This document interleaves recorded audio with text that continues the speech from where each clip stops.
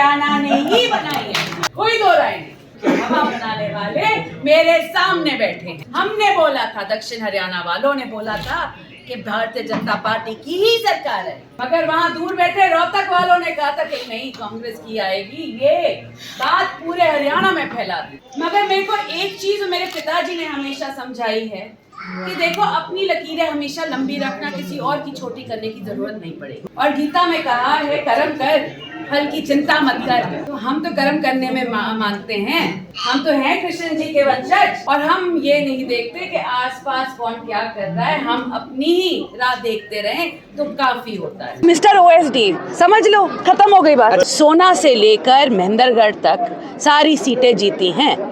आप पलवल से देख लेना और चरखी दादरी तक हमने सिर्फ 2 सीटें हारी हैं। तो अगर दक्षिण हरियाणा ने सारी सीटें नहीं जीती होती और हवा नहीं बनाती तो पूरे हरियाणा में नहीं फैलती। नमस्कार, आप देख रहे हैं दैनिक साथी हरियाणा। साथियों, स्वतंत्रता दिवस का दिन रेवाड़ी की राजनीति के लिहाज से बेहद अहम रहा। सुबह के समय कैबिनेट मंत्री राव नरबीर सिंह अपने धुर विरोधी केंद्रीय मंत्री राव इंद्रजीत सिंह व उनकी बेटी स्वास्थ्य मंत्री आरती सिंह राव के खिलाफ आक्रामक नजर आए। वहीं शाम को स्वास्थ्य मंत्री आरती सिंह राव शहर में चाय पर चर्चा करने निकली तो वह अपने मिजाज के उलट पिता राव इंद्रजीत सिंह की तर्ज पर विरोधियों को एक एक कर करारा जवाब देती हुई दिखाई दी। साथियों, लोकतंत्र में नेताओं की असली खुराक संख्या बल होता है। जैसे ही रेवाड़ी शहर में दिल्ली रोड स्थित सजन सोसाइटी में भाजपा युवा मोर्चा जिला अध्यक्ष निखिल मांडाया की ओर से आयोजित चाय पर चर्चा कार्यक्रम में भारी संख्या में लोगों की मौजूदगी स्वास्थ्य मंत्री को दिखाई दी। वह भाजपा व पिता केंद्रीय मंत्री राव इंद्रजीत सिंह के रंग में रंगी नजर आई। आरती राव ने अपनी स्पीच की शुरुआत भारत माता की जय के उद्घोष के साथ की। वहीं अपने भाषण में सुबह दिए गए कैबिनेट मंत्री राव नरबीर द्वारा हवा वाले बयान पर भी करारा जवाब दिया। वहीं पूर्व सीएम खट्टर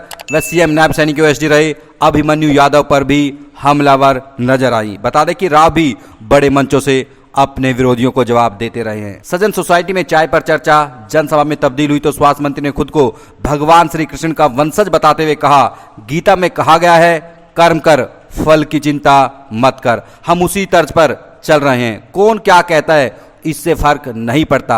हवा बनाने को लेकर कहा कि मैं आज भी इस बात पर कायम हूं। हवा हमने बनाई तब जाकर हरियाणा में सरकार बनी। कहा कि दक्षिण हरियाणा से जो हवा चली पूरे हरियाणा में गई। कहा मैंने हमेशा दक्षिण हरियाणा की बात की है। रोहतक वाले कह रहे थे कांग्रेस की सरकार बनेगी, लेकिन हमने कहा था भाजपा की सरकार बनेगी और यहाँ के लोगों ने वह कर दिखाया। मेरे बयान का जिसको जो मतलब निकालना है निकाल ले। कहा हम अपनी राह देखते हैं, उसे पूरा भी करते हैं। पिता राव इंद्रजीत सिंह ने भी यही सिखाया है, अपनी लकीर लंबी रखना, दूसरों की छोटी नहीं करनी पड़ेगी। अपने स्वागत भाषण में जब कार्यक्रम आयोजक निखिल मांडाया ने कहा कि आरती के खून में लड़ना है तो उन्होंने कहा कि निखिल सही कह रहा है, लेकिन इसके लिए वक्त देखा जाता है। लोगों के हकों की लड़ाई के लिए हमेशा उनके बीच रहने का वादा भी किया। वहीं पूर्व मुख्यमंत्री मनोहर लाल खट्टर व सीएम नायब सैनिक ओएसडी रहे अभिमन्यु यादव द्वारा अस्पताल पर उठाए सवाल का भी जवाब दिया और कहा कि वह मिस्टर ओएसडी थे, बस समझ लें। बता दें कि राव नरबीर ने कहा था दक्षिण हरियाणा 3 बार भाजपा के साथ रहा है और सरकार के कामों के बूते तीसरी बार सरकार बनी है। स्वास्थ्य मंत्री ने भी नाम लिए बगैर करारा जवाब दे दिया। भीड़ को देख गदगद नजर आई स्वास्थ्य मंत्री ने भाजपा नेता सज्जन पहलवान को जहां पिता का पुराना साथी बताया, वहीं कार्यक्रम के लिए निखिल मांडाया की पीठ थपथपाई। वहीं मौके पर मौजूद वार्ड 12 के लोगों का भी आभार व्यक्त किया। कार्यक्रम में भाजपा जिला अध्यक्ष वंदना पोपली, नगर परिषद चेयरपर्सन पूनम यादव, वार्ड 12 पार्षद रेखा यादव, महामंत्री हिमांशु पालीवाल, रामविहार के आरडब्ल्यू प्रधान गजराज यादव, उत्तम नगर के आरडब्ल्यू प्रधान होशियार सिंह व उदय नगर के प्रधान रवि यादव सहित युवा मोर्चा टीम व अन्य गणमान्य लोग मौजूद रहे। लेकिन ये तापमान यहाँ के लोगों के जोश की वजह से और ज्यादा बढ़ गया। मैं आपके प्रति स्नेहित है, ये कोई जनसभा नहीं है, जन भावना मान के चलो। आप वार्ड नंबर 12 शहर का सबसे बड़ा वार्ड है, उसमें भाभी के यहाँ का लाड़ प्यार दुलार आप सबसे ज्यादा भिखारी से मिल रहे हैं। लोकसभा हो या चाहे विधानसभा चुनाव हो, यहाँ के लोगों ने या कितने लोग बैठे हुए हैं, सभी ने अपनी रिश्तेदारी टटोल कर आपके चुनाव के अंदर तन मन धन से यहाँ पे आपकी लोगों के लिए पूरी मेहनत की थी। तो ज्यादा समय में लंबा दूंगा नहीं, मैं 2 बातें कहना चाहूंगा। राजनीतिक आज यहाँ मौजूद लोग भी मौजूद हैं, मेरी माता भी, सारे अपने आइडेंटिटी समाज के अंदर रखते हैं। MP MLA पहले भी खूब बने और आगे बढ़ेंगे, लेकिन बात आती नेतृत्व की। नेतृत्व की जब बात आएगी तो एक नाम रहेगा, दूसरे विकल्प हम ना पसंद कर सकते ना कभी करा, क्योंकि लोगों की भावना है।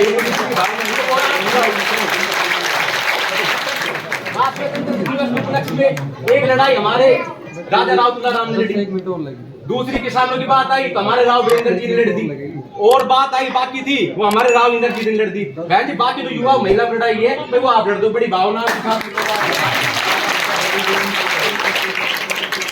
पहले ऐसी मैंने नेता देखी है। मुख्यमंत्री के बारे में चर्चा चल रही थी कि भाई सुबह निकलते हैं,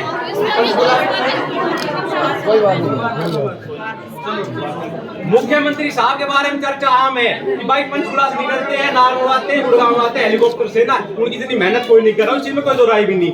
लेकिन दूसरा नाम मैं देखता हूँ हरियाणा कैबिनेट में बहन आरती राव है। सुबह नांगल चौधरी से निकलेगी, अगले दिन आपको नागौर मिलेगी, उसके बाद आपको यहाँ पे फरूखनगर मिलेगी, कभी किसी चीज का कार्यक्रम को उद्घाटन। इतनी मेहनत शायद मैंने अपने जीवन में अपनी बता रहा हूँ, मैंने किसी नेता मंत्री की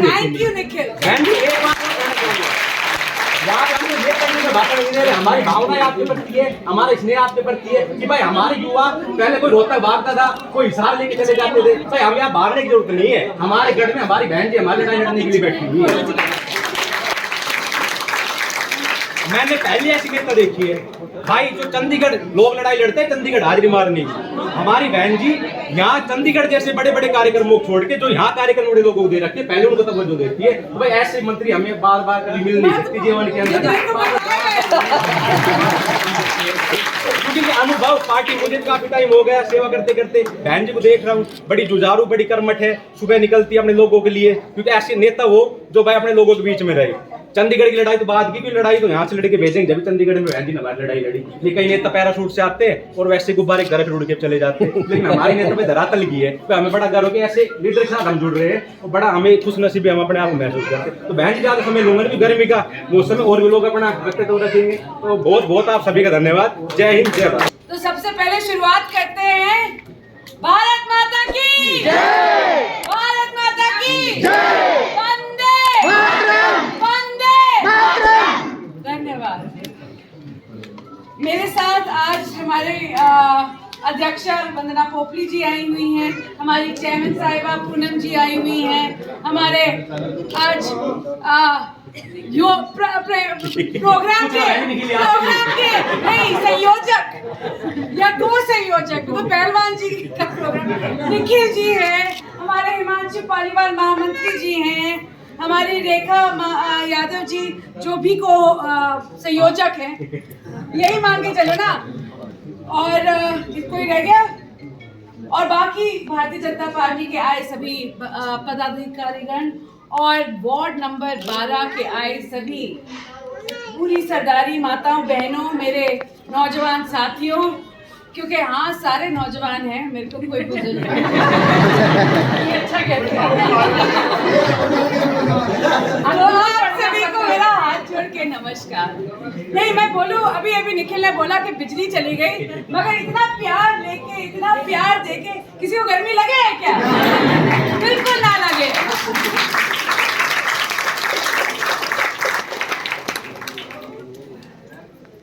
अभी बात हुई कि मैं काफी सालों से इलेक्शन लड़ना चाह रही थी, मगर उससे पहले मैं अपने बारे में बात करने से पहले तो आप सभी का धन्यवाद करती हूँ कि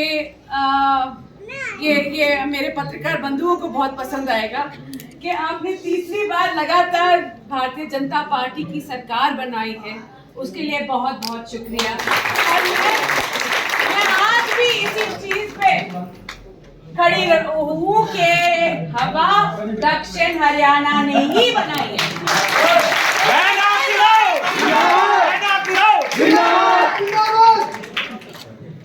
कोई दो राय नहीं। तो आपका बहुत बहुत धन्यवाद, क्योंकि हवा बनाने वाले मेरे सामने बैठे हैं। किसी ने नहीं सोचा था, सबने नहीं, हमने बोला था, दक्षिण हरियाणा वालों ने बोला था कि भारतीय जनता पार्टी की ही सरकार है, मगर वहां दूर बैठे रोहतक वालों ने कहा था कि नहीं कांग्रेस की आएगी। ये बात पूरे हरियाणा में फैला दी, कांग्रेस की मैन पार्टी में नहीं आएगी कांग्रेस की वोट। अरे मैं क्या बोल रही हूँ। और हमने कहा था कि भारतीय जनता पार्टी की ही सरकार आएगी। और देखो, आपने ये कहा, आपने ये सोचा और आपने ये कर दिखाया। इसके लिए आज के दिन तीसरी बार लगातार भारतीय जनता पार्टी की सरकार बनी है। आप सभी का बहुत की बात है। मैं अटेली में थी, मेरी रैली थी, वहाँ पे तिरंगा यात्रा थी और मैं डोंगरा अहीर में थी और मैं सबका धन्यवाद भी कर रही थी वहाँ पे कि मेरे को देखो, वोट देने वाले तो अटेली वाले, विधायक बनाने वाले अटेली वाले, इसमें कोई दो राय नहीं है।